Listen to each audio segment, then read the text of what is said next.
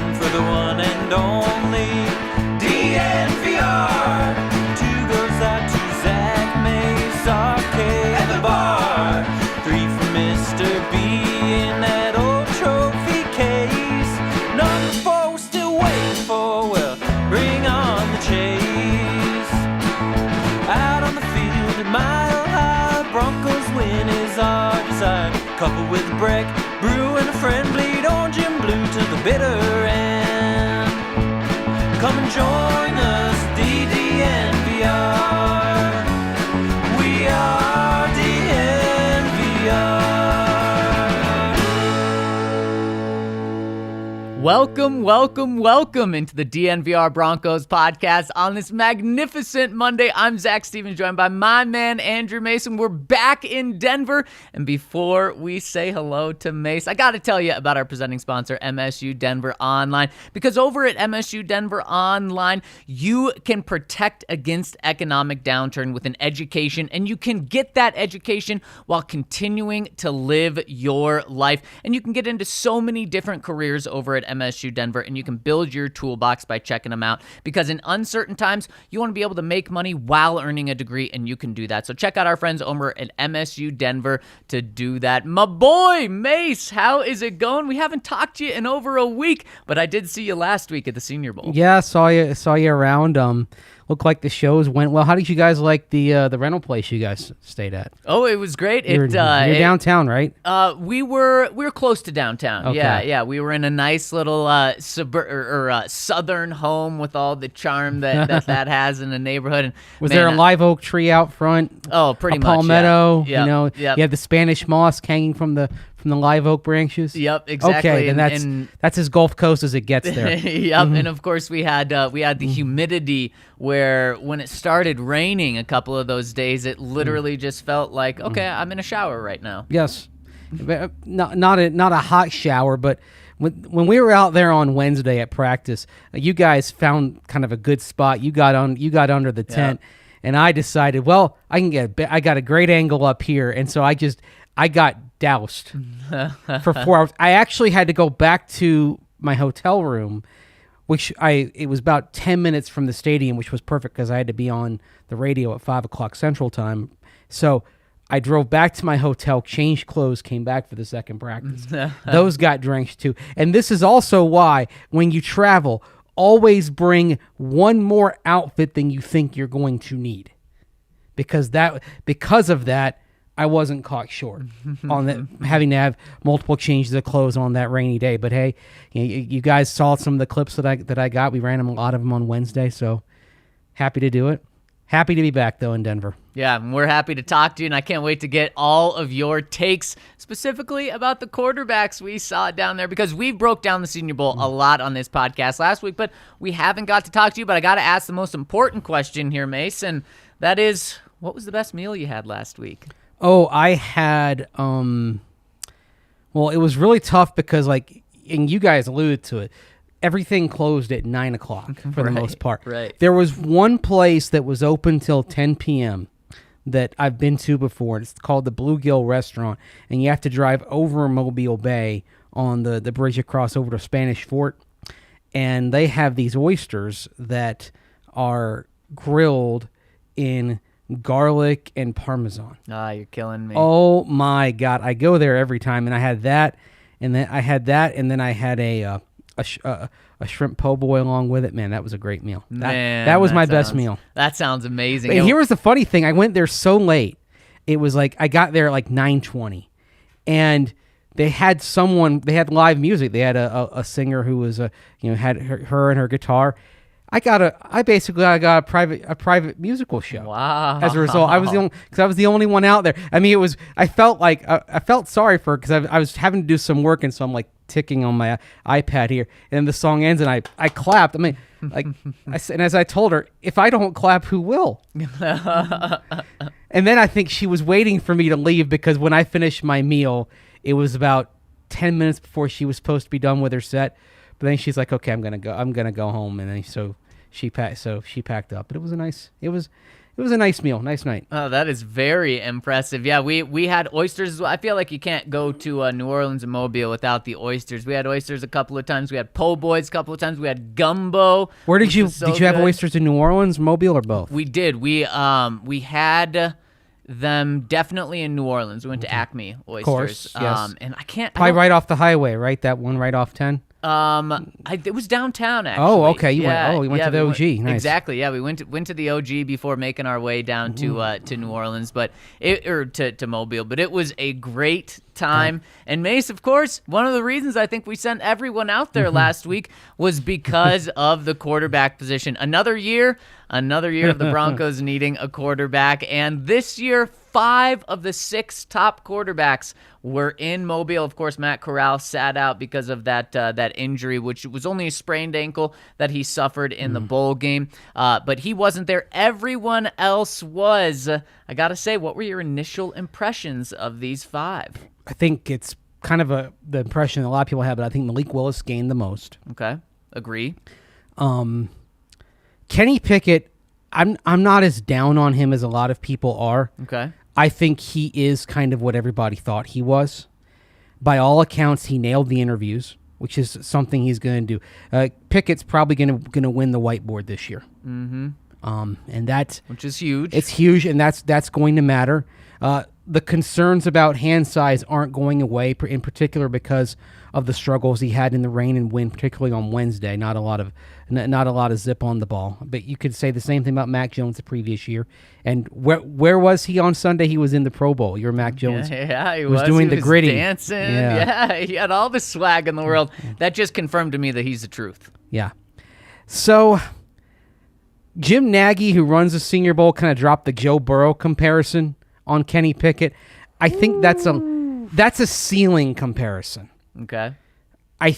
Burrow's got a little bit more juice in his arm than Kenny Pickett does, but in terms of kind of the football IQ, leadership, all that, and right down to having really only one great season in college. I mean, Burrow started multiple years, so did Pickett, but they were both kind of guys who exploded at the end. I can see the parallels there. I can see why you would make that comparison. Sam Howell had a good week. Sam Howell probably had the best deep, consistent passes. Would agree. The best deep ball. Would agree. So if you're looking vertical, he's a guy that you're going to take a long look at. Not just the arm talent, but he's very accurate when he throws deep. He is, and he. That's something like Drew Lock has struggled at. Drew Lock has a cannon, but he's not accurate throwing deep. Sam Howell is accurate going deep. Yeah, and you said if a team wants to go deep, then Sam Howell could be their guy. Nathaniel Hackett made it very clear. He wants to take shots. He wants to throw bombs, as he said when he was introduced about 10 days ago. And Sam Howell was very impressive in individual drills and teamwork of throwing the ball deep, and that's something that we knew he could do. And I agree with you. I think he consistently had a very good week last week. And I want to touch on something you said about Kenny Pickett before we go on any further. You said the potential comparison, and you're not saying that necessarily. That's like Jim Nagy. But Jim Nagy said it, and you kind of point out some things of what makes them similar. Do you think the eye test, especially watching him in person last week, gave that Joe Burrow comparison to you? Gave that comparison pre-snap, not post-snap. Okay. I think in terms of in the huddle, in terms of kind of directing people, kind of comfort and command, thought he had that. Okay, but I like that. The gap between Joe Burrow and Kenny Pickett is arm talent.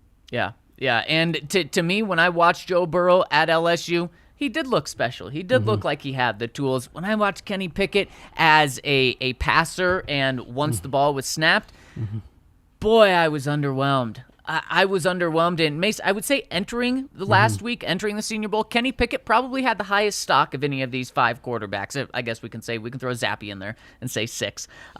He probably had the highest stock. Zappy did not look like he belonged. He did not. And that's kind of why we just boiled it down last week to 5 quarterbacks. There was someone on Twitter that was telling me they thought Billy Zappy was the best QB in this class. And I'm just like, yeah. no. No, he wasn't. And he looks like early day 3. Yeah. Round 4, round 5. And the only way the Broncos should pick him is if they draft a quarterback in the first round, and then he's their Kirk Cousins kind of thing. He is not the answer for the Broncos. But entering last week, Kenny Pickett had the highest stock, in my opinion. Yeah. Would you agree? Yes. How did his stock, was he trending up, trending down, or did he stay put after last week? Let's go through all these quarterbacks and let's start with Kenny. I think he was steady on balance. Okay. Because you're factoring in the stuff that we didn't see. Sure. You're factoring in the nibbles and nuggets we're getting about the interview process. Okay. And that's why I kind of said he's as advertised, because this is not somebody who has a cannon. This is a guy who's going to throw. You're going to rely on him to throw receivers open. You're going to rely on him to be precise. You're going to rely on him to have a high command of the scheme, and all of those things he did well at. And I think I don't put too much on the game, but I think it's notable that he had the best game. Mm-hmm. And again, sometimes the game can reveal a lot. Justin Herbert did well in the game. Josh Allen did reasonably well in the game. Davis Webb had a great Senior Bowl game, and he petered out. Kyle Aletta had a great Senior Bowl game, and he basically was nothing. Yep. So I caution everybody before kind of putting too much on the game, but it was interesting that in the moment where you took everything, put it together, he did do the best of those quarterbacks. And he did, and of course, probably it helped him out that he had a cool sunny day, a day where it was favorable toward throwing the football. But it's kind of interesting to kind of look at the arc of his week, and his best day was at the end, not at the beginning, which was one of the things you look at with quarterbacks at the Senior Bowl. You look to see kind of how they go step by step, day to day. Like Malik Willis impressed me because he got better working under center, got appreciably more comfortable under center. And so if you're going to ask him to run the kind of offense the Broncos run, I think he's going to be able to do fine. Like probably his most precise pass was on a play fake boot action. Mm-hmm. So going to his left. It was, yep. So a right-handed Touchdown quarterback pass. going to his left with absolute perfect placement on the ball. Yes, the target was open, but that would have been a catch if there was tight coverage. Yep. Because the ball was just in the exact spot it needed to be in. So you're encouraged by that, and I'm encouraged by Kenny Pickett, the fact that he was better on Thursday, much better on Thursday than he was on Wednesday. He was better on Saturday than he was on Thursday. So I don't think Kenny Pickett went down this week. Well, I like that you're bringing that mindset, because Kenny Pickett to me did underwhelm me personally on the field. So he's trending down in my book. And you talked about Malik Willis. I think he's the guy. Yes, absolutely. He is trending up, probably more than anyone in this Senior Bowl. He came in with, he had the upside. Mm-hmm. He had the potential. But we know all the inconsistent play that he had when he was at Liberty. He flashed like no other, but then he was also just so inconsistent. One of the things that impressed me the most was how consistent he was last week, which is a huge nod for him shooting upward. And then on top of that, he really showed that he can be a pocket passer first, and then he can do things with his feet. I mean, we saw it in the Senior Bowl game itself on Saturday when he had like that 40-yard scramble. That was so impressive, but it started as a pass, and he looked through the pocket, looked through his reads, and then took off. That's one thing I really liked about Malik Willis was that. So to me, he is absolutely trending up. He already has that natural understanding that the way to succeed in the NFL is in the pocket. Yep. And that, if you have that, and Sam Howell, another quarterback who did a lot on the ground this past year, out of necessity, he's the same way. He knows he has to win from the pocket. Yep. So with those two guys, I feel very encouraged about the mindset that they're going to take, that they're going to go through their progressions and then run. Yep. And that makes them viable long term if they blossom. Yep. I agree. And now Sam Howell, your guy, Mase, Mr. North Carolina. You identified him a long time ago. And just to reset, About a year ago from now, he was viewed as the consensus number one overall pick for this draft. He had a tough senior year last year. Now, it of course all wasn't his fault. He lost a lot of players on offense, but his stock definitely fell. I mean, he is nowhere not viewed nearly as the consensus number one overall pick. He's kind of viewed going into the Senior Bowl. He was kind of viewed as maybe like 18 to 25, somewhere around there being picked in the draft. Did his stock stay the same, increase, decrease? Slightly up.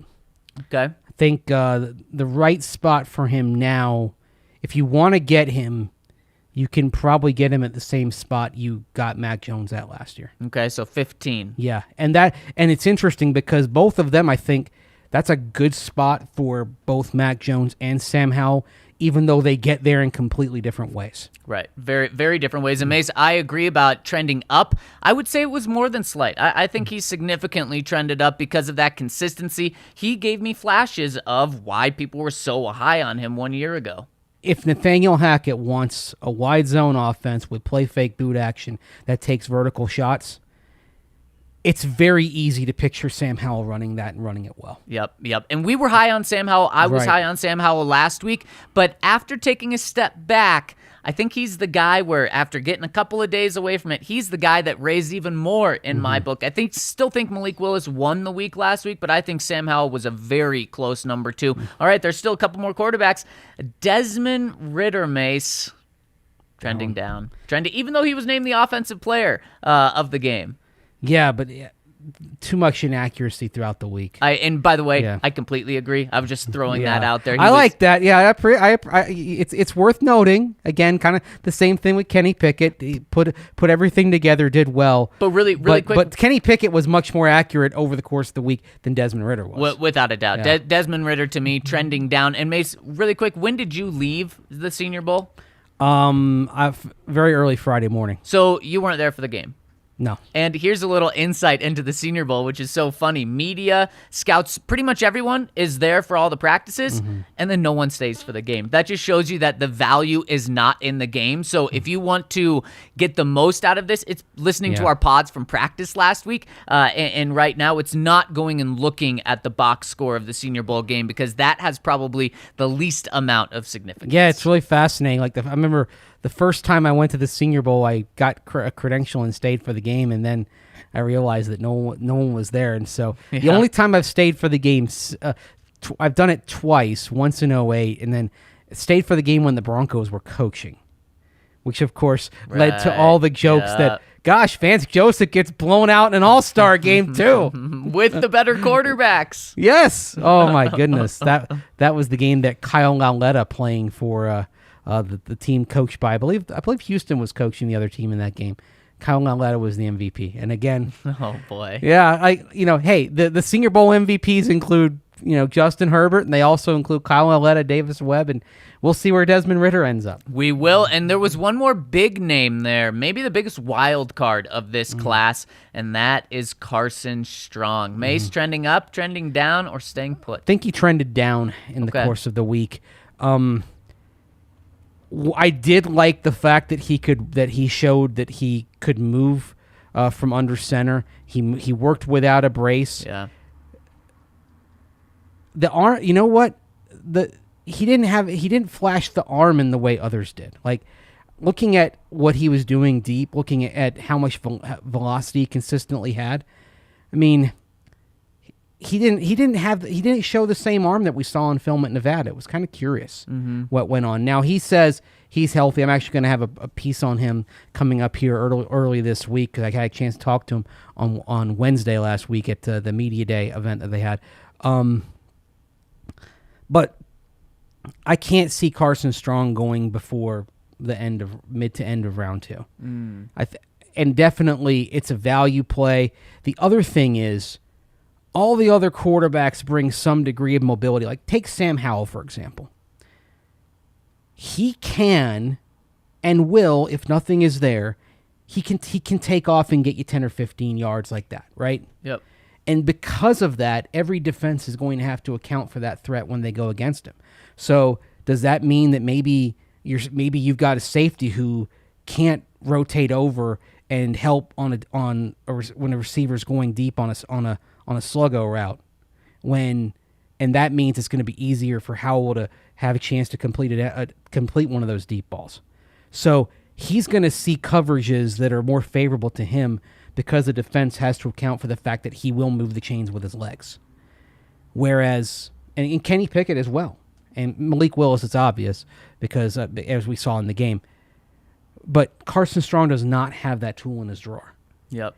There was a play on Thursday where it was in the red zone, I believe, and everyone was covered, and he just went like 4 yards and he kind of slid. Mm-hmm. And that is going to that kind of play ensures that nobody has to account for him running the ball. So he's going to see tougher coverages than Howell and Willis and Pickett will see because they can do things with their legs. Yeah. And that's especially early on. I think that puts Carson Strong well behind these other quarterbacks. And you know me, Mase, I don't have to have someone that can run the ball, someone that has an electric arm. But if you don't have those, you got to have a brilliant mind back there. And I didn't see that from Carson Strong this past week. And that's what separates him from Mac Jones is I didn't see him picking defenses apart, him going through, 4 reads before finding the right guy or running for 3 yards or something like that. We saw those other guys going through progressions in a way that Carson Strong wasn't. Exactly. So. Any thoughts on Zappy? I think you already got him out. I just want to make sure I give him a fair shake. I was going back through through all the video that I shot last week. Man, I mean, he was missing short on 10-yard drag routes. Yeah. He has to be supremely accurate, short to intermediate, to have a viable future as an NFL quarterback. Yep. And I watched him, went back and rewatched some of his deep balls. There was one that he completed in one-on-one, but that thing just floated and died. And I don't think.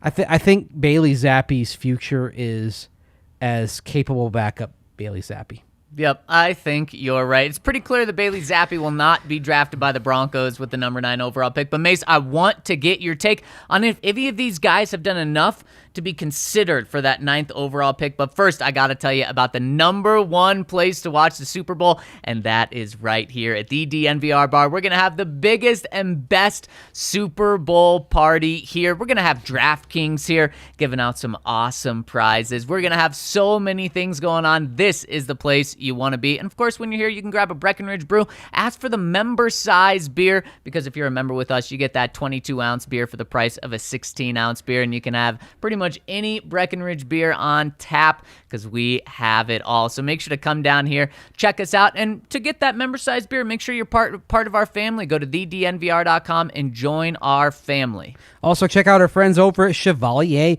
Mortgage. You can call Virginia Chevalier directly at 303-257-6578 or visit DNVRmortgage.com. Chevalier Mortgage's ultimate goal is to take the stress out of buying and refinancing. They strive to give their borrowers options with their full financial picture in mind and with the highest level of integrity, always putting their borrowers first. And with prices going up, it's creating natural equity in your home. So if you have mortgage insurance, chances are you can refinance out of that and make this bubble work for you. And that's where our friends over at Chevalier Mortgage can come in. If you're in the buyer's market, Chevalier Mortgage knows how stressful trying to buy a house right now can be. If you've attempted this process, you know exactly what we're dealing with. The market is crazy here in Colorado. So let Mike and Virginia Chevalier take the burden off this extremely difficult process. They will alleviate so much worry off your plate. And they have a fun perk for DNVR listeners. Visit them at DNVRmortgage.com. That's DNVRmortgage.com.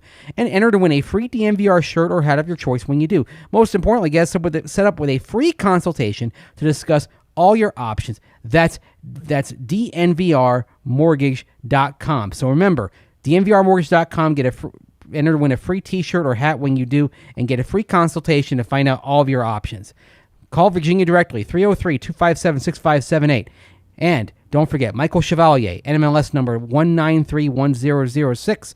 Virginia Chevalier, NMLS number 19106. 3-1. And if you're at the DNVR bar, get a Breck beer. But if you're not able to make it to the DNVR bar, even if you're out of the state, make sure to check out Breck Brew's Breck Beer Locator to find some beer for the big game on Sunday. And really, you can't go wrong with any beer. Strawberry Sky, Vanilla Porter Jr., anything will be delicious for the big game. So make sure to check out our favorite beer, Breckenridge Brewery. And one more thing really quick.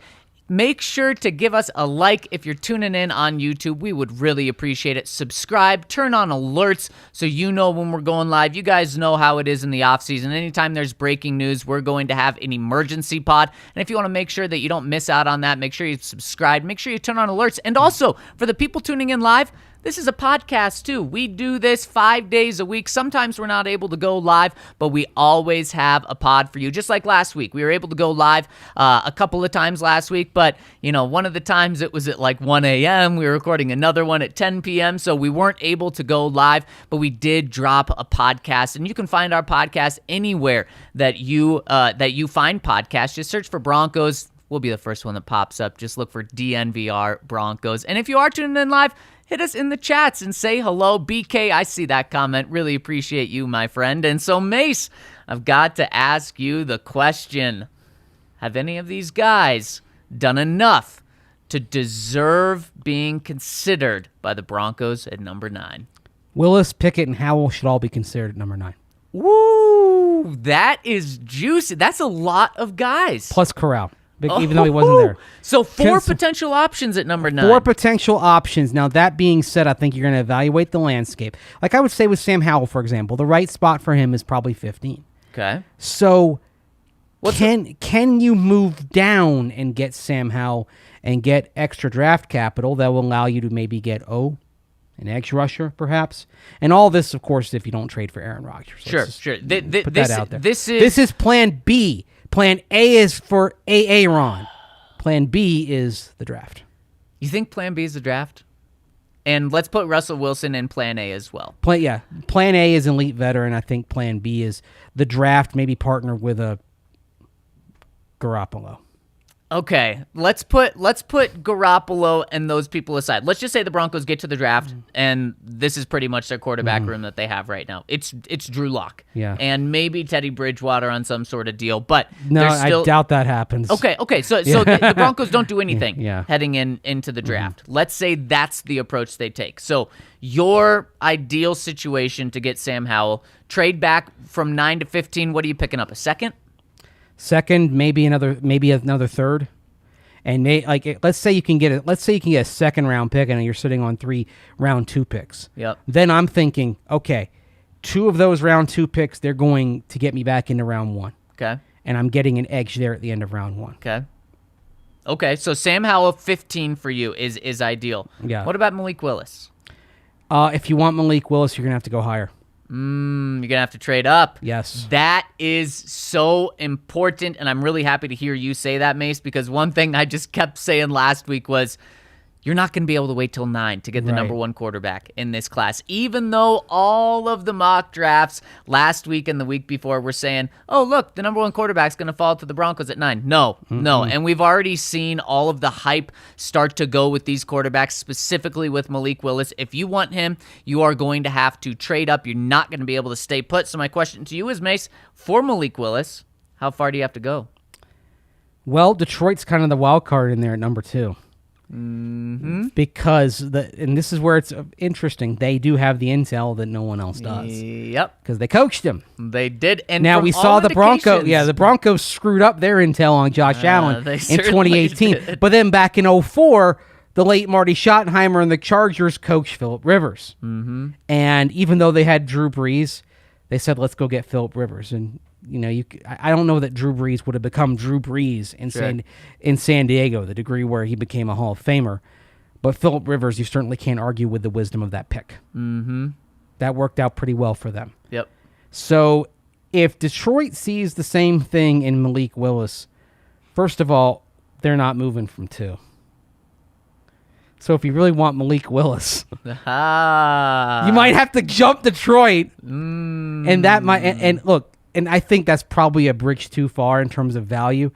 I'd be okay moving up to like 5 or 6 for Willis. Okay.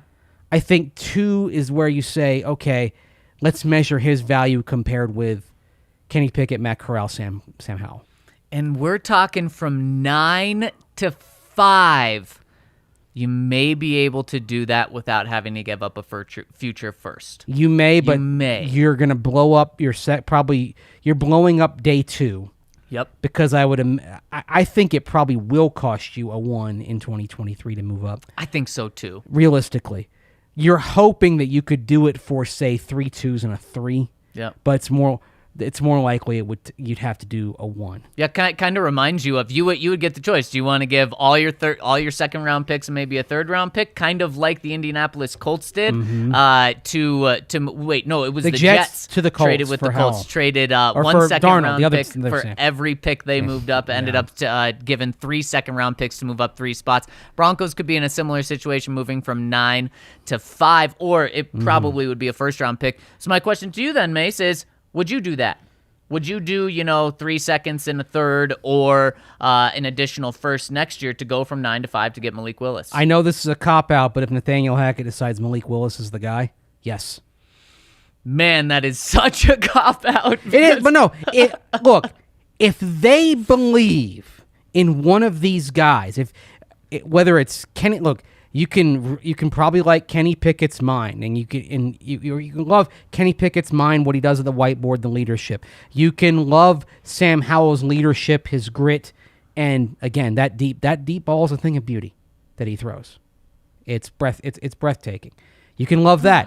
You can love Matt Corral's upside. You can love the fact that Malik Willis, as raw as he is, he does have elite traits. He has a potentially elite arm, and he can move. And there's a potential for Malik Willis in year 1 to be whenever he starts, maybe not this year, but next year, to be a 3,000, 1,000 guy, as in 3,000 yards passing, 1,000 rushing. And Ryan, what he said about that, you're saying elite traits. Yes. Ryan was saying he sees special in him. I think those two things go together. I think that's the same. We're on the same wavelength here. So I feel like, and I totally agree with you. If Nathaniel Hackett identifies any of these guys, I don't care who it is. If it's Zappy, trade up for him. But obviously, it's not going to be Zappy. But you could get Zappy at the end, like the last pick of round 3 with the Von Miller pick in round 3 that you got. Exactly. Yeah. But I completely agree. If they identify a quarterback they love, you do anything to get him. You move heaven and earth. You trade first round picks. You trade all the second round picks. Anything. But from your evaluation, do you think it's worth it to make that move? I'd go to 5. I wouldn't go any higher than that. Fair. So you would do an additional 1 or like 3 seconds and a third. Yeah, I would. Okay. I love that. Mase. I think Ryan, from what he said last week, would also do that. I don't see special in Malik Willis yet, so I personally would not do that. But I love that. And we see already how high these guys are going to go. The QB premium is real. It is. It is, and that's part of it. If you're evaluating every player, every position, and viewing all of the positions equally, no, he's not the 5th best player in this draft. Right. But you have to assume in this environment, this environment where if you don't have a quarterback, you are moving heaven and earth to get one. You have to assume you're going to pay more than perhaps the value of the passer, and you're also thinking about your competition. Like one thing that was widely reported was the Pittsburgh Steelers being very keen on Malik Willis. Mike Tomlin was down there in Mobile last week. Yeah. And where are they picking? What are they picking? Like 17th, I think. They're gonna have to make a pretty big jump. No, they're picking because they made the playoffs. They'd be picking 19th. Yep. 19th. That'd be a pretty big jump. But as you said, if you identify him as your guy, you move heaven and earth. And Mase, and in all honesty, trading an additional first round pick or 3 seconds and a third, that's a big investment, but that's not mortgaging your entire future on this guy. And the other thing you have to think about this: do you expect to be picking this high again? Right. you have to assume, unless you have decided to write off this year, and I do not believe that you'll see that for a lot of reasons, not the least of which is the fact that you're going to have a new owner coming in. You have to go in thinking, all right, we're picking in the top 10 this year. We're not picking in the top 10 again. And so when that comes into play, you have to say, all right, is this our best shot at a quarterback if we're going to go young? Again, this is all plan B, right? Of course. Is this our best shot? I mean, do we next year, do we really realistically have a shot at moving up to get Bryce Young or CJ Stroud? Right. Probably not, because the top two teams are in the draft are probably going to be there because they're quarterback deficient. Right. So unless you are willing to basically punt this year and throw it away, you have to assume you're not going to be in position to get one of those top two quarterbacks next year. Right. It's fair. And what you don't want to do is be the Chicago Bears, who made this move, gave up an additional first-round pick this year to move up to get Justin Fields at 10, and then now they're sitting with the 7th overall pick. Now, why it kind of worked for them this year as opposed to doing that exact same thing for next year is this year, Justin Fields would probably be the number one quarterback in this draft class. So it doesn't hurt them as much. But if you were to give up an additional first-round pick, and let's say you do really struggle next year, and then you're sitting with the top 5 pick in next year's draft, and you don't have that pick, man, that's really going to hurt. But I love this conversation, Mason. The last guy we got to get to is Kenny Pickett. Where would you draft him? Because you're higher on him than I am. Right there at 9. Right there at 9. Right there at 9. And so if he's there, plan A doesn't work out, and he's sitting on the board, Malik Willis is gone. He goes at 4, so it ruins your plans to trade up. You're taking him? I'm taking him, and I'm leaning on the Nathaniel Hackett quote when he asked about the attributes he prizes most in a quarterback. He didn't talk about arm talent. Nope. Talked about intelligence and toughness. Yep. Kenny Pickett's really smart. Mm-hmm. And I love that. And toughness isn't a question with him. And do you wish he had a little bit more in his drawer? Yes. But it's enough of an arm. I know people are like, "Oh, it's Teddy Bridgewater 2.0." I think he has a better arm coming out than Bridgewater did. It's just not a hose. It's not a cannon. It's a pro arm. It's a solid pro arm. Mm-hmm. So he's going to rely on precision. He's going to rely on throwing his receivers open, something that we even saw as the week progressed, but is very evident on his film from Pitt. And I think I'd be okay with him working hand in hand with Nathaniel Hackett as the 9th pick, and the two of them sinking or swimming together. Because if you do pick a quarterback, then that is going to be the defining selection of the Hackett-Payton era. Yeah, without a doubt. I mean, so you got to be sure, and you got to be sure on this. But you do have to take a shot. I think if you're in the top 10, and you don't expect to be in the top 10 in the future, you need to take a shot. George Paton said hiring Nathaniel Hackett is his biggest decision he'll make in his career. The second biggest decision is going to come just a couple months later if he doesn't land Aaron Rodgers. It's going to come in, what quarterback does he take? Does he take a quarterback? By the way, I'm looking at a mock draft that ESPN has up from Jordan Reed today. They have Malik Willis going 6 to Carolina. Boom. All right? That's going to be a hot spot for him. So Denver in position for QB2 in this mock, they have him taking Devin Lloyd, the linebacker out of Utah. And I like Lloyd a lot. And the reason why I like him is because he can cover. Jeez, I hope that's considering the Broncos get a quarterback before the draft because... Right. But no, here's the thing, though. Like, if they're picking 9, they didn't get a quarterback who's viable long-term, okay? If they're picking 9 and they trade for a quarterback, it means they traded for Garoppolo, who I think we can all agree is not a long-term answer. Jimmy G is about to go on a hopscotching career that sees him going from place to place as a bridge to the next guy, the next quarterback. Kind of an upgraded Teddy Bridgewater. Yeah, he's He's Steve DeBerg for the 21st century. Yep, he's gonna get paid a lot of cash too. Yeah, and if he plays his cards right, he's gonna be very wealthy doing that, and he's gonna have a wonderful life. But in this mock, with the Broncos passing on a quarterback, Kenny Pickett goes 11 to Washington. Okay. Matt Corral 18 to New Orleans. Okay. Sam Howell 20 to North Carolina. Desmond Ridder 47 to Indianapolis. And this mock from Jordan Reed on ESPN has Carson Strong at pick 64 to the Broncos. Oh, wow. To the Broncos. Yeah. You're going to lean on the film more than the Senior Bowl because the arm talent was there on the film more than it was last week. You're going to hope that knee is right.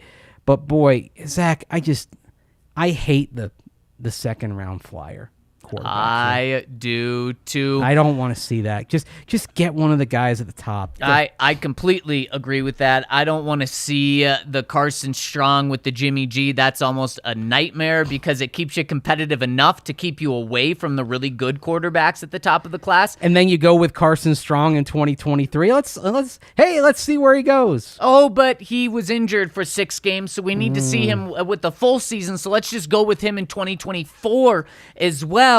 And then he kind of teeters along, and you're not really sure, but he does good enough to make you 6 and what, 11, 7 and 10. You keep ingesting then, the hopium. Oh my gosh, it's the worst place to be. Because it's right where you are right now. Don't give me that. So yes, I'm right there with you, Mason. Man, I love this conversation. It's only going to get more intense, and some news coming down the wire right now, non-Broncos news, but Lovie Smith being officially hired as the Texans head coach. What a weird journey it's been for the Texans, but they get their guy. Yeah, and he was right there in their building all along. He was. This does not usually lend itself to being a functional hire. I'm having some bad Tampa Bay flashbacks when they had one offseason, 1991, where they literally kicked the tires on briefly on Bill Parcells, kicked the tires on Bill Walsh. I mean, you're talking about big names. And then said, you know what, we're just going to promote Richard Williamson, who was our interim coach and our receivers coach, to full-time. And then he lasted a year. I fear, and the Texans are such a dysfunctional franchise, I feel like this is going to be another one-year thing. If this was their end game, they should have kept David Culley, who, given the lack of talent on that team, did a pretty capable job, I thought, with that Texans without team a doubt, last year. especially down the stretch. The two things that I like from this weekend around the coaching search, you had a little more diversity, finally, thankfully, with Lovie Smith getting this job. Mike McDaniel is also getting that job in Miami. He identifies as biracial, so you like to see some diversity because the NFL drastically needs it. Yeah, and one thing I'll say for Lovie, first of all, he'll put together a good defense if he's in charge. If you give him enough time, he'll get the defense right. Second of all, he has, I believe, to be the greatest beard of any NFL head coach in the history of the game. You're not going to get any disagreement from me. Oh my goodness! He started cultivating that thing when he was down the stretch at Illinois. Yep. I mean, that is it is long. It is Snow White. It is full on Santa Claus. Yeah. It is incredible. It is. You don't have a beard. You cultivate that. Lovey cultivates it. We'll see if he can cultivate something in Texas as good as his beard. If he can cultivate the team like he cultivates the beard, he's going to be successful there against all odds, because there are as we've discussed, so many things in that organization working against him. He is a good pro coach who's been in a Super Bowl, who I think will be hard-pressed to have much success, but it's not because he's not good enough. Yep. Yeah, I completely agree. And to wrap up this conversation, right now, I'm not sold to drafting any of these quarterbacks at number 9, but I love your perspective, and I certainly can be convinced, just like the rest of draft world that is already being convinced. And Mase, something that is incredible, speaking of incredible things, all of the things you can do over at DraftKings Sportsbook. They have so many Super Bowl props, and you can do so many same-game parlays for the Super Bowl. It is fantastic, and you can get in on all of these by downloading the top-rated DraftKings Sportsbook app and using the promo code DNVR when you sign up. And if you bet $5 for new customers on the Super Bowl and your team wins, you get $280 in free bets. That's 56 to 1 odds, and they're giving you 56 to 1 odds to celebrate Super Bowl 56 coming up this week. So all you have to do is go to the App Store, download the top-rated DraftKings Sportsbook app now, and use promo code DNVR when you sign up to get that 56 to 1 odds. Just place $5 on a bet of either team to win, and when they win, you get $280 in free bets on top of all of the awesome props you can bet on. So head to the App Store now and download that and use the code DNVR. Must be 21 or older, Colorado only. New customers only. Restrictions apply. See DraftKings.com/sportsbook for details. Gambling problem? Call 1-800-522-4700. And Mase, before we go any further, got to get your DraftKings Sportsbook pick of the week this week. I've got two dialed up for you, two value plays on the Super Bowl, and I'm going to throw them both your way. The first one, not as long of odds. Both teams to score 25 points, and Joe Burrow and Matthew Stafford to have 250-plus passing yards each. If that happens, you get plus 450. I'm just hoping for a fun, good game. I don't really care which team wins, so I'm hoping for a fun, exciting game. And man, would that give us a fun and exciting game. And speaking of fun and exciting, something for Broncos fans that they would love. They'd love seeing Von Miller get Super Bowl MVP. Just 6 years ago from today, Von Miller was crowned Super Bowl MVP. Wouldn't it be something if in 6 days from now he gets it a second time? If you bet on him to win Super Bowl MVP, you get plus 4,500 odds. I love sprinkling a little bit on both of those. Oh, gosh. You're going to be one of those people who's just got multiple bets going during the game. Oh, absolutely. Yeah. I can't say I'm going to have multiple bets going during the game. And honestly, like, on first glance, there weren't a lot that I really liked here. You going with over/under, something simple, something easy? Yeah. You know what? I think I'm gonna go on a touchdown bet. I like that. All right. Who are we looking at? Gonna look at Sony Michel, 12-5 to score one touchdown in the Super Bowl. Okay, so the Rams get it done on the ground. Yeah, they get a ground touchdown at some point. He gets it. Okay, I like it. I like it. And that would help me with my 25 plus points scored for each team. By the way, Cooper Kupp is 10-19 to score a touchdown. Wow, just shows you how freaking good he is. Yeah. Wow, that is incredible. And the third thing that's incredible is our friends over at Strava Craft Coffee, where they have delicious coffee that is CBD infused. And of course, CBD helps relieve aches, pains, migraines, headaches, anything that's going on. It helps relieve that. Some people even say it gets rid of the coffee jitters. So if you want to start your day off with that caffeine jolt but don't want the jitters, try our friends over at Strava Craft Coffee and use the code DNVR25 over at StravaCraftCoffee.com to get 25% off your first order. And after you use that code, subscribe to Strava, and you'll save 20% off every single order after that. So check them out over at StravaCraftCoffee.com and smash that code DNVR25. Mase, we got to talk to the people. It's been a couple of days, and let's start off with our Super Chats. The first one coming in from our friend Ian B. We appreciate the support, as always, Ian B. He says, Pickett is the best at throwing into coverage among all of the seniors, which is essential in the NFL. That's where Burrow excels. Easy to show the arm of when guys are wide open. NFL defenses are so unrelenting. Yeah, I mean, that's the whole thing of throwing a guy open and being able to squeeze it in. Of the passers there, what is clear is even though he doesn't have the raw arm strength, he's the most precise. And what is more important, precision or the cannon? Precision is probably is what you need more often than not. I would agree. You can get by with that. Exactly. Accuracy is more important. Now let's jump into the comments section. And for those who don't know where to leave their comments, to get your comments read on the pod, go to thednvr.com. At the top of the page is a podcast tab. Click on that, choose Broncos podcast, and all of our podcasts we've ever have will pop up. And then click on the first one there. That's our most recent pod. Scroll to the bottom, and a comment section will magically appear if you are part of our family as a member. And then you can leave a comment, and we'll read it on the next day's pod. So, Mase, let's jump into the people that have done so far. First one coming in from Bronco in SF says, I wasn't expecting to fall in love with Malik, but I think it's happening. His legs and arm are electric. If Hackett and Paton think they can get his feet, processing, and other polishing to where it needs to be, I'm in. I can't believe I'm saying it, but draft him at 9. Obviously, there is a world where we don't get Rodgers or Wilson. Yeah, but like we were saying, he's not going to be there at 9. Yep, I think it's already happened. The rise is already happening. Yep, and teams are going to love those tools. Yep. And they're going to believe that they can coach him up. The mock draft that we cited from ESPN earlier, going to Carolina might be kind of a worst-case scenario, because if they struggle again, they're firing everybody. Yeah. And actually, that's another thing. If you believe in one of these quarterbacks, you have a first-year head coach. Right. So presumably he's going to get some time, unless the year is a complete disaster. But I doubt it will. I mean, look, they're coming off of 5 straight losing seasons. If the Broncos go 4-13 this year and they're developing a quarterback, you're still not firing the coach. Right.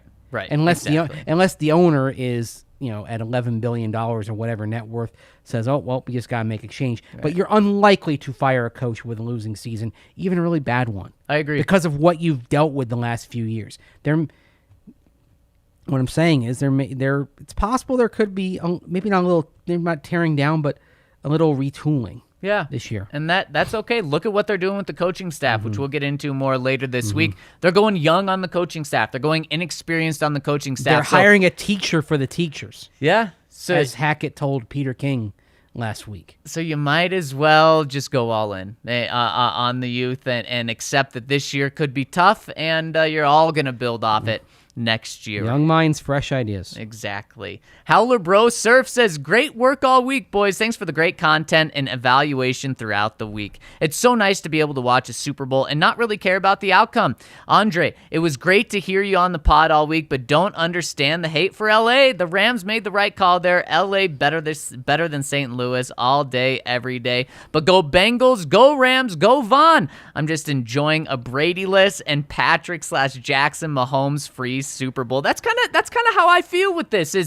I may eventually start cheering for one team, but if either of these teams win, I'm okay with it. Oh, go Bengals! Yeah, it's no offense to Vaughn, but look, I've got a long list of grievances with how the Rams went out of St. Louis and how they lied to the city for years. Okay, before this ownership before they moved to Los Angeles. Yeah, Vaughn's a Ram. That's well and good. I hope the Rams lose by 50. Oh, there we go. Now, I think you're right in terms of the ownership situation, but you can probably find, things wrong with management and owners or things that you don't like at least in a lot of these franchises. For me, if you're cheering for the Rams, you're cheering for Vaughn. You're cheering for Cooper Kupp. You're cheering for Matthew Stafford to finally get one. You're cheering for Sean McVay. You're not cheering for Kroenke. Los Angeles doesn't need another title. No, not Los Angeles, but it's these guys. Cincinnati as a city has won nothing since the 1990 Reds. The Bengals have been incompetent for long stretches, and then even when they were competent, they couldn't win a playoff game. Yeah. The Cincinnati sports fan has been through so much over the decades that I want to see Cincinnati win this game. I love it. And I love this because, Mase, in 30 seconds, I'm being convinced to cheer for the Rams, just so we have a little back and forth here. Oh. You know what? Go Von Miller. Go ruin Joe Burrow's life. Go number 40. The truth is the Rams are probably going to win this game. All right. Because against that front seven, I don't think the Bengals can protect Joe Burrow. Yep, I agree. And we saw it should have cost them the game in Tennessee.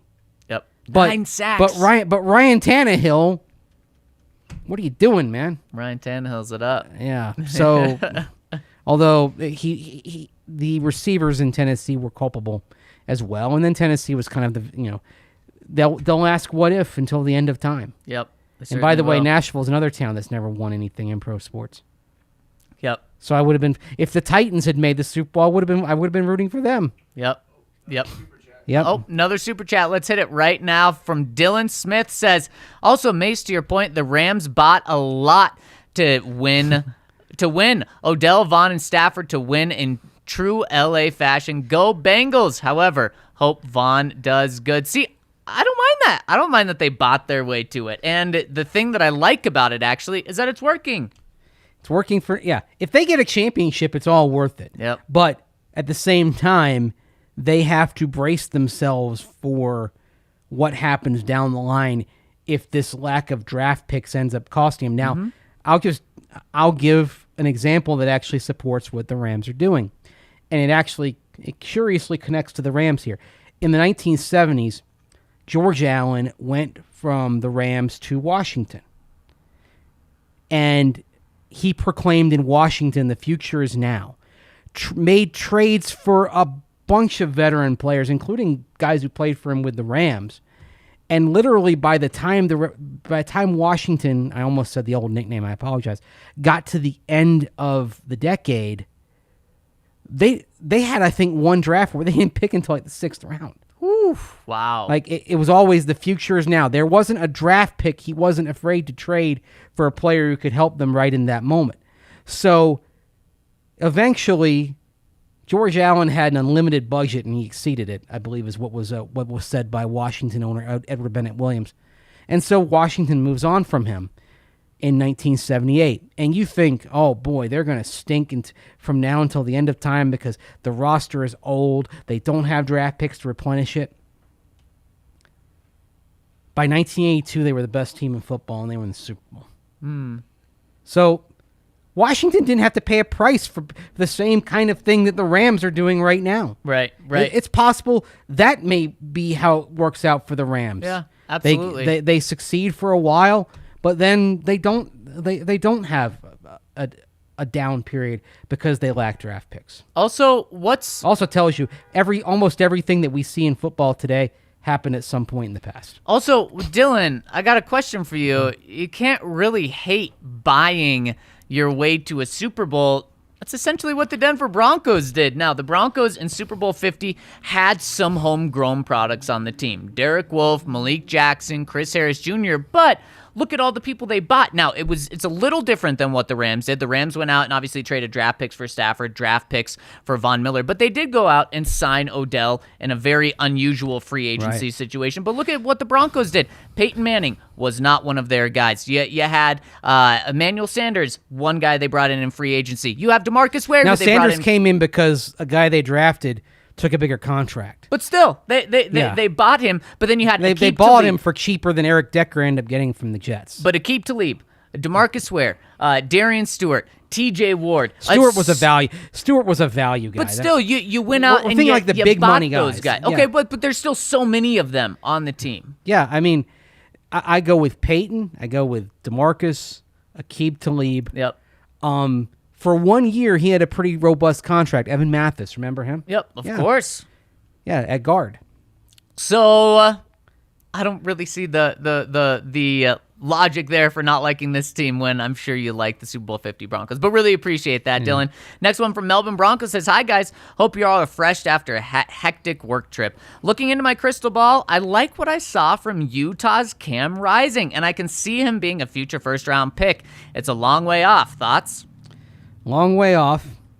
Very good season last year. I'm not ready to intrigued, but I'm not ready to say that I'm making future plans around him. Yeah, definitely not. He did have a really good season last year, very electric, but I'm so focused on this season right now. But I like that we're looking out into the future. Beyond the horizon, right? Yep, exactly. Next one coming in from Bronc Oilers says, not long ago I mentioned that I didn't want anything to do with Doug Marrone on the staff, but looking at the way Hackett's offensive staff is coming together, that take hasn't aged too well. With all the relative inexperience, I think it may do Hackett some good to have someone who has been a head coach on the staff. I know it's out there that he wants to bring in a coach for his coaches to bring things up to speed on the teaching tools and technologies, but Marrone and Munchak don't seem to fit that profile. Is having head coach experience in the room overvalued, or do we potentially have a troubling gap in experience on our coaching staff? Is John Embry enough? No. Even though he was a head coach in college and has plenty of years around the Shanahans as an assistant coach. Man, too bad Ryan's not here, because I'd want to ask him how things went with John Embry as the CU head coach. I mean, because it did not go well. It did not go well. 1-11. That being said, it hasn't gone well for basically any CU head coach. Better than John Embry's tenure. Yeah, but that was the low point that they hit. But again, what did you learn from that? Did John Embry learn what not to do? And now possesses the ability to tell Nathaniel Hackett, hey, I did this. We should do the opposite here. Mm-hmm. I would still feel better if there's somebody on there who can at least say, well, when this happened to me, X, Y, and Z. Yeah. And so I don't know if that person's that person's coming in. Yeah, it does not seem like that person's coming in. The Broncos have hired Butch Berry to be their offensive line coach, who's been an assistant offensive line coach before, but it's not going to be Doug Marrone. And I'm not really bothered that they don't have a former head coach on their staff right now because, look, I thought it could have come in handy with Mike Munchak, but it was pretty clear Vic didn't want to hear anyone else's input about what to do as a head coach. And I think Nathaniel Hackett would be more open to hearing other opinions, but when you get to that point, you're pretty much doing it your way or the highway. But what I am concerned about is just the lack of an experience everywhere. Outside of Clint Kubiak, everyone they've hired has not had that position in the past. Everyone's level jumping. Exactly. And I would like to see not everyone level jump. Would you consider Paul Hackett enough of somebody that Nathaniel Hackett could lean on? Not a head coach in the pros, was a head coach in college at SC and Pitt. Yeah, no, I don't think so. Okay. I see where you're coming from, but I don't think so. All right. I mean, I think he might be in. I think that an Embry, Paul Hackett might be enough to give him that advice that he needs if those crises arise. And by the way, saying that, what I said about John Embry, I think he'd be a very good addition to this staff. Well, look, I mean, people are going to rehash what they said about Mike Munchak for John Embry as tight ends, and I don't think that's necessarily what you want to do, but he is a good tight ends coach. Yeah, Wade Harmon is a good tight ends coach, too. Yeah, he's coached Tony Gonzalez, and of course what he did with George Kittle. Wow. Obviously, he doesn't get all of the success and credit for George Kittle, but George Kittle pretty darn good. And he wasn't even a first-round pick. But it's also just being a part of the whole Shanahan, McVay complex. And that's what you see. You see everyone having ties to this. Yes. Really quick, before we get to our last comment, I believe Alec comes in and says, can these guys go live more often during this time, please? Yes, very good news for you. We're going live Monday through Friday on YouTube from right at noon Mountain Time every single day. Last week was a little off because we were traveling and we wanted to make sure that we were still getting you pods. We wanted to make sure that we were getting you timely pods. So last week was a little different, but we will be live Monday through Friday on YouTube at 12 o'clock. So make sure to tune in every single day. And last one coming in from Peyton Manning, YT. My boys, what's good? The people recently have been talking to outside of Colorado don't seem to have the same outlook on the Broncos non-quarterback roster. Of course, QB is the most important position, but am I just blinded by fandom? Is the roster actually good? The way I see it, good to elite secondary, okay inside linebacker, okay outside linebacker, above par defensive line, above par offensive line, good wide receivers, and great running backs. Am I hallucinating? Pray with me that Peyton solves all of our problems. In Peyton we trust. Well, maybe fair or not, there were no Bronco Pro Bowlers yesterday. for the first time in 41 years. That is crazy. And Mase, we talked about how crazy it was a couple of weeks ago, but deep down, I thought they were going to get one or two guys from alternates dropping out. They didn't have a single one. They didn't have a single one. And it turned out if the Chiefs had beaten the Bengals, Yeah. Justin Simmons and Garrett Bowles probably would have been were headed there. Yep. So the Bengals winning meant that a 40-plus year streak evaporated. Yep. I would say this. I don't think you're blinded, but I would say your best area I think is the secondary right now. Yep. I think your edge rushers are below average at this moment. Your inside linebackers, I think they're mid-tier. Your D-line is slightly above average because they can rush the passer. The O-line is average. Tight ends, probably a little bit above average. Wide receivers, it's a dependent position. There's talent, but they got to show it. And running back is good. I would say there's not a position group right now that I would call great. The secondary is very good, but I don't think you have a unit that is great just yet. Secondary can get there if Surtain makes the leap, Simmons comes back, and they probably replace Kareem Jackson if Caden Stearns can be that guy that he showed he could be in flashes. And I think, frankly, they need to bring back Bryce Callahan, even though you count on him missing several games. The secondary is not elite right now. Yeah, I think you have an elite cornerback and you have an elite safety, but then you're losing a bunch of guys. You're losing Kareem Jackson, a starter. You're losing Bryce Callahan, a starter. Ronald Darby, I think he's really good. He's a good number 2. Yes. You wouldn't want him to be your CB1, but he's a good number 2. So this secondary can become elite if Caden Stearns steps up in a way that you hope he can. But right now, I'm not looking at the secondary and saying elite. The rest of the defense is taking a step back from where they were at this time last year. Not only did you lose Vic Fangio, who was a huge reason why we viewed this defense as being a top 3 unit. You're not going to hear me say that this year. This defense shouldn't be a top three unit. The expectations are drastically changing. On balance, without Vic Fangio, Zach, I think this is probably an average defense. Yeah. And I mean, you're talking about maybe the ceiling is cracking the top 10.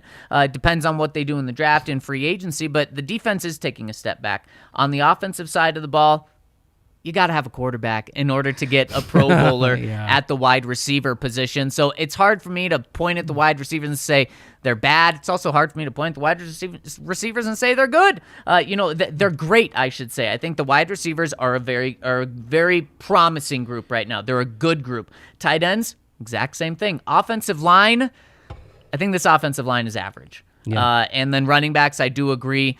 Running back, remember, you have to remember, Melvin Gordon is not under contract next year. So running back, I love Javonte Williams.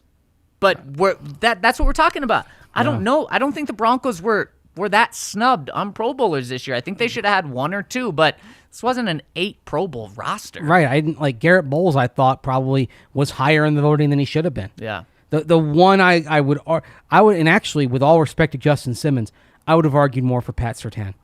To be a Pro Bowler. Yep, me too. But that is sort of a natural function of a popularity-based process. I think that appearance will come with time. I agree. And one more shout-out to our friends over at MSU Denver Online, where they put a dynamic education at your fingertips without forcing you to decide between earning a degree and living your life. Our friends over at MSU Denver are the Colorado institution providing rigorous and affordable online programs taught by professors who bring the real world into the classroom. So make sure to check them out over at MSU Denver Online. By the way, before we go, San Antonio Commanders. I'm wearing this because there's a Commanders in the NFL right now, but this is the OG of Pro Football Commanders right here. I love it. They have a better logo than Washington came up with. Washington couldn't even get the years right on their alternate logo for when they won titles. Wow. And similar colors there. You know, they're red-ish. San Antonio Commanders are red. I cannot believe you have a San Antonio Commanders sweatshirt. When the AAF went out of business, everything was on sale. So I got an Atlanta Legends t-shirt and hat, San Antonio Commanders sweatshirt, and I have an Orlando Apollos vest. Wow. You can represent pretty much Maybe every I'll wear a city Tampa now. Bay Vipers XFL hat. That's what we need. We need to see it, Mase. And when the USFL kicks up in a couple of months, I'll have some gear. Tampa Bay Bandits, baby. There we go. Tampa Bay Bandits, Denver Broncos. You're going to find it all on the DNVR Broncos podcast. And we're going to be going live every single day at noon. Make sure to tune in tomorrow. I think we got a pretty juicy conversation coming. Thank you all so much for tuning in. Mase, welcome back. So happy to be talking ball with you now. Thank you all so much for rolling with us. We'll talk to you tomorrow on the DNVR Broncos podcast.